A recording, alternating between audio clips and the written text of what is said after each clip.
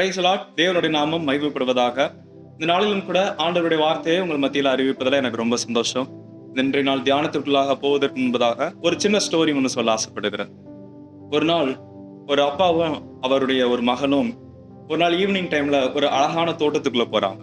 அந்த தோட்டம் பார்க்கறதுக்கு ரொம்ப அழகா இருக்குது, அவ்வளவு பியூட்டிஃபுல்லா இருக்குது.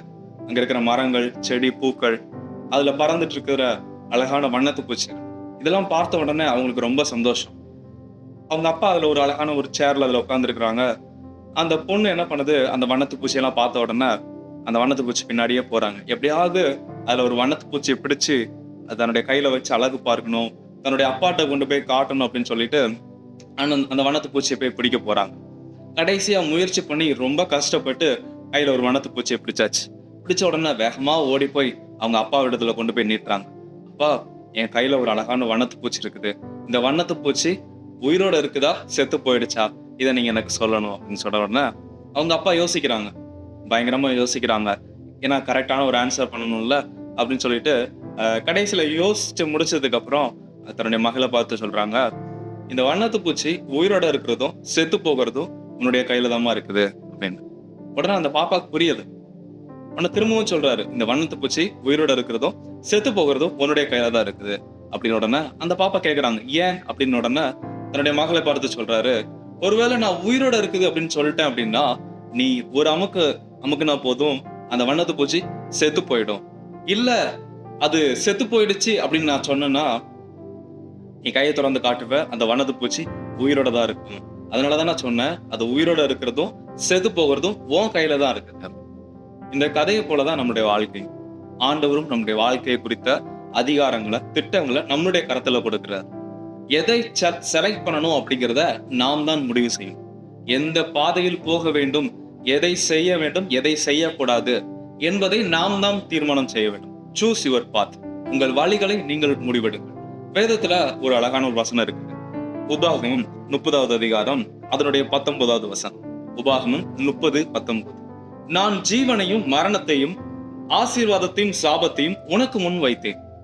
ஆண்டவர் அழகா சொல்றாரு, ஜீவனையும் மரணத்தையும் ஆசீர்வாதத்தையும் சாபத்தையும் உனக்கு முன் வைத்தேன்.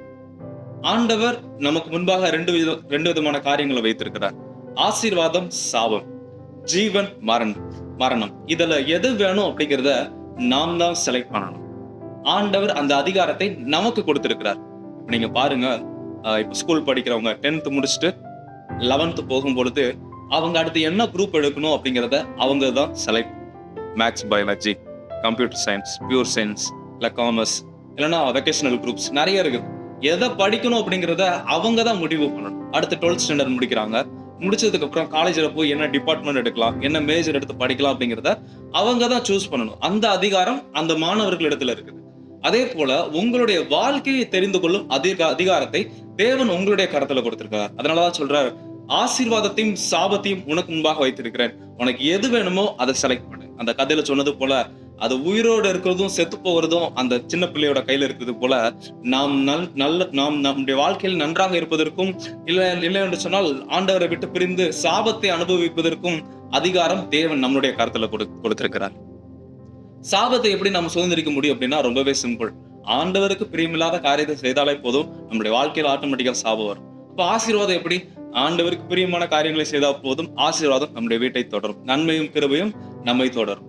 வேதத்துல நம்ம பார்க்கிறோம், ஆதாம் ஏவாள் தோட்டத்துல இருக்கிற எல்லா விதமான கனிகளையும் காரியங்களையும் நீங்க அனுபவிக்கலாம், சாப்பிடலாம், என்ஜாய் பண்ணலாம்னு ஆண்டவர் தெளிவா திட்டவட்டமா சொல்லிட்டார். சொன்னதுக்கு அப்புறம் ஒரே ஒரு காரியத்தை சொல்றார், தோட்டத்தின் மையத்துல இருக்கிற அந்த மரத்தின், அந்த குறிப்பிட்ட மரத்துல இருக்கிற அதன் கனிகளை மட்டும் நீங்கள் புசிக்க கூடாது அப்படின்னு சொல்றாரு. ஆனா நம்ம டீம் என்ன பண்றாங்க அப்படின்னா அதை கரெக்டா போய் என்ன பண்றாங்க, புசிக்கிறாங்க. ஆனா ஆண்டவர் அவர்களை தடுக்கல. ஏன்னா செலக்ட் பண்ண, சூஸ் பண்ண வேண்டிய அதிகாரத்தை தேவன் அவர்கள் இடத்துல கொடுத்திருக்கிறார்.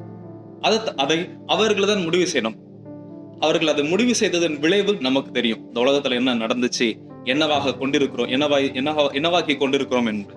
அதே போலதான் இதை பார்த்து கொண்டிருக்கிற உங்களுக்கும் தேவன் அந்த ஆப்ஷனை கொடுத்திருக்கிறார். நீங்க எந்த வழியில போகணும், எதை செய்யணும், எதை படிக்கணும், எதை படிக்க கூடாது, எந்த வேலைக்கு போகலாம், இல்ல எந்த விதமான காரியங்களை நீங்க செலக்ட் பண்ணலாம், எல்லா விதத்தை குறித்தும் அதிகாரத்தையும் தெளிவையும் அறிவையும் தேவன் உங்களிடத்துல கொடுத்திருக்கிறார். சூஸ் பண்ண வேண்டியது நீங்க தான். இன்றைக்கு இதை பார்த்து கொண்டிருக்கிற உங்களிடத்துல பார்த்து ஆண்டவர் சொல்றார், ஆசீர்வாதத்தையும் சாபத்தையும், மரணத்தையும் ஜீவனையும் உங்களுக்கு முன்பாக வைத்திருக்கிறார். அதை சூஸ் பண்ண வேண்டிய, செலக்ட் பண்ண வேண்டிய அதிகாரம் உங்களுடைய கரத்துல இருக்குது.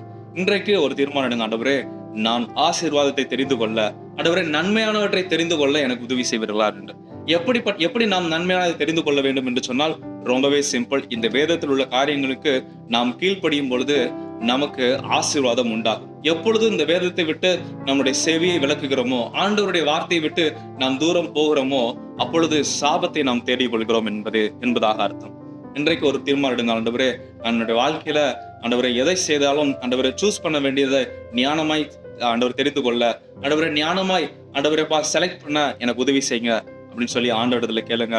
என்னோட கூட சேர்ந்து கண்களை மூடி ஜெபிங்க. நம்ம ஆண்டவரிடத்துல ஜெபிக்கலாம். ஆண்டவரே, எங்கள் பரலோக பிதாவே, இயேசு கிறிஸ்துவின் நாமத்தில் நம்முடைய சமூகத்துல வருகிறோம். இந்த நல்ல நேரத்திலும் கூட ஆசீர்வாதத்தையும் ஜீவனையும் மரணத்தையும் சாபத்தையும் எங்களுக்கு முன்பாக வைத்திருக்கிறீர் ராஜா. ஆண்டவரே, அதில் எதை செலக்ட் பண்ணணுங்கிற அதிகாரத்தை எங்களுக்கு கொடுத்திருக்கிறீங்க. ஆண்டவரே, அதில் நாங்கள் ஆசீர்வாதத்தை செலக்ட் பண்ண, சூஸ் பண்ண எங்களுக்கு உதவி செய்வீராக. தீமையான காரியங்கள் எங்களிடத்தில் இருக்குமானால் அதை விட்டு விலக நீர் எங்களுக்கு உதவி செய்கிறாகப்பா. இதை பார்த்து கொண்டிருக்கிறவர்களுக்காக நான் ஜெபிக்கிறேன். அவர்கள் வாழ்க்கை ஆசீர்வாதமாக இருக்கட்டும். ஒருவேளை தவறான ஆண்டவரை பாதைகளை சூஸ் பண்ணி செலக்ட் பண்ணியிருப்பார்கள் என்று சொன்னால் அதை விட்டு உடனடியாக திரும்ப ஆண்டவரை சரியான பாதையில் வந்து சேர உதவி செய்வீராக. ஆண்டவரே, எங்களை தாழ்த்தி தருகிறோம். இந்த நாளுக்கான வேலைகள், பணிகள் எல்லாவற்றையும் கடத்தில் தருகிறோம். நீர் ஆசீர்வதிப்பீராக, நீர் பொறுப்படுத்திக் கொள்வீராகப்பா. எங்களை தாழ்த்தி தருகிறோம். இயேசுவின் மூலம் ஜெபிக்கிறோம் எங்கள் நல்ல தகப்பனே. ஆமென். Thank you. God bless you. Have a nice day.